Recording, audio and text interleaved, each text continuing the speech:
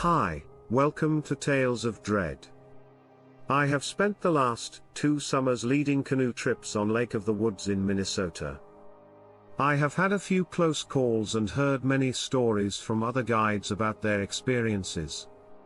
People have lived in this area for thousands of years, and we can't camp in many places because they are Indian reservations. I've heard that this area is called Wendigo country, and that places like the Wendigo Isles are named after it. For example, I've heard a lot of scary stories from other guides that I could tell you if you're interested, but I'll just tell you about this one thing that happened to me. On this trip, it was just me, another guide, and about 7 kids.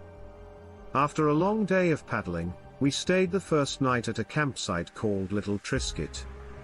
One of the campers we were with was on the autism spectrum, and while we were making dinner over the fire, it was hard for him to talk to us.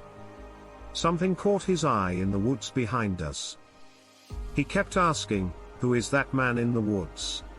and describing the man as tall and skinny and all white. We told him there was no one there and that we had counted everyone to make sure they were all here. So we looked, but there was nothing there. So we just ignored it and went back to making dinner. That same night, another camper was in her tent by herself because she was the only girl on our trip. As my co-guide and I were starting to nod off, we heard her say, "Stop, Gilly Vanilli." When we told her what was in her tent, she just shrugged it off and went to sleep. We asked her what was wrong, and she said that her tent was shaking, and since it wasn't windy, she thought it was us. All of the boys were in their tents, and we were all in ours, too. When we took down her tent, we took out the stakes, and 2 of them were completely bent at a 90 degrees angle. We tried to bend it, but no matter what we did, we couldn't get it to move back at all. I've been in crazy wind storms out there with probably 30 to 40 miles per hour winds, but I'd never seen a stake like that. But when we left Little Trisket, the strange things stopped, and we had a great trip. Afterwards, when we got back to base camp, I talked to a guy who had spent the next night at the same campsite. She told me there was some kind of big white animal at that campsite before I even said anything. She told us that she was going to the bathroom way back in the woods and thought that another camper had come to her bathroom spot by accident and ran away.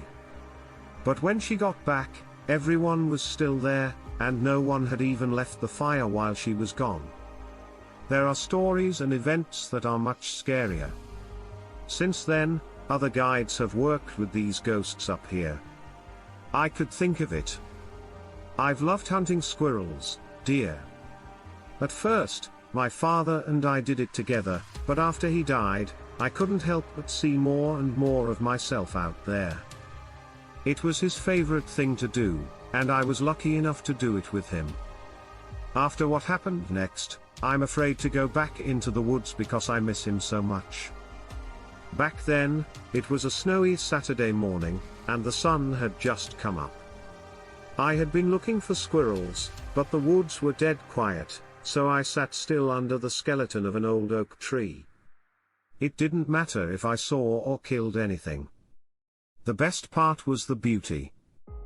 Getting up early and taking it all in was worth every second of quiet and cold. All of a sudden, a rough grunting sound brought everything to life.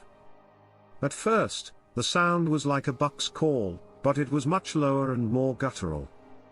At first, I thought that a big deer was lying in the snow and dying. Then it came back, but this time it was close enough to make my heart stop. Whatever it was wasn't dead, but it had moved a distance that was impossible.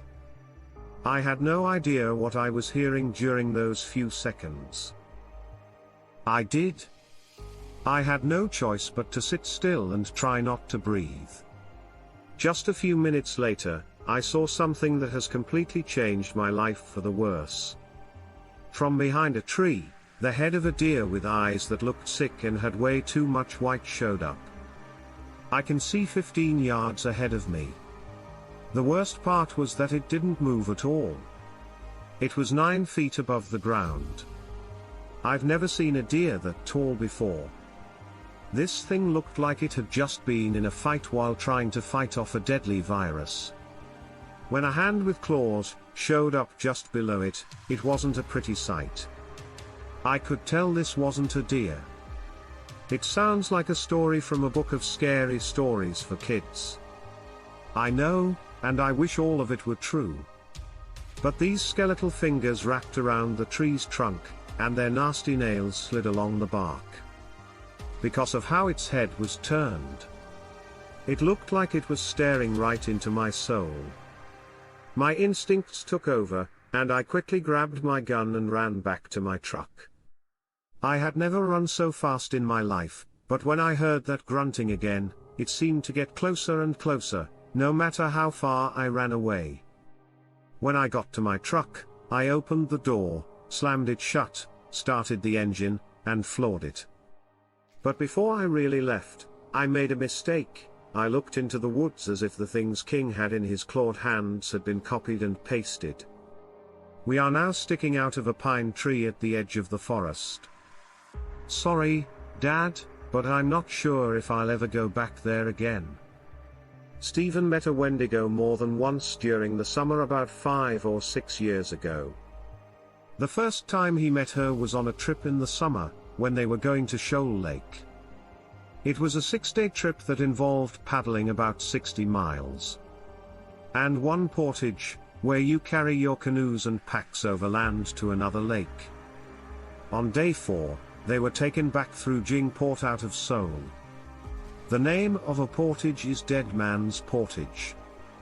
The portage from Lake of the Woods to Shoal is called Dead Man's Portage, which sounds like something from a scary story. I don't know why they call it that, but it fits. About a half-mile from the portage, there was a campsite that gets used a lot. We just call this campsite Dead Man's. Stephen and his group left Shoal Lake, planning to go through Dead Man's Port and stay at the campsite right after it. It's a bit long, but it's a nice highway with not too many ups and downs. I believe. Even the Canadian Parks Service cleans up this portage, which may be the only one in Lake of the Woods that gets regular maintenance. The short paddle from the portage to the campsite is a beautiful and strange one. All the way, it goes through a little bit of land with 10-15 foot high cliffs covered in moss and beautiful cedars on both sides. Stephen and his group got to Dead Man's campsite. Later, right before they went to bed, they realized they had left their sleeping bag pack at the end of the portage. It was around 9 p.m., so it was getting pretty dark. Stephen and another camper set out in a canoe with their headlamps to quickly get the pack. It took them about 30 minutes to paddle, and at this point, the only thing you could really see was what your headlamp was shining on. They picked up the pack and turned around to go back. Soon after they left, Stephen heard loud splashes as things fell into the water behind them. At first, he didn't believe it because there are a lot of beavers in the area, and when they slap their tails, it sounds like a big rock being thrown into the water. However, the splashes kept coming, and they were right on his back as they kept paddling. Stephen turned around and saw a big rock about the size of a basketball fly toward him and land in the water next to him. They start paddling like crazy to get back to the campsite and away from whatever was throwing these huge, heavy rocks at them. Stephen looked back between paddle strokes and saw 2 bright red eyes about 15 feet up on one of the cliffs. They got back home after the rocks stopped coming at them. Okay. The rest of their trip went well without any more problems, but I don't like going through Dead Man's Portage and always make sure I don't leave any packs behind when I do.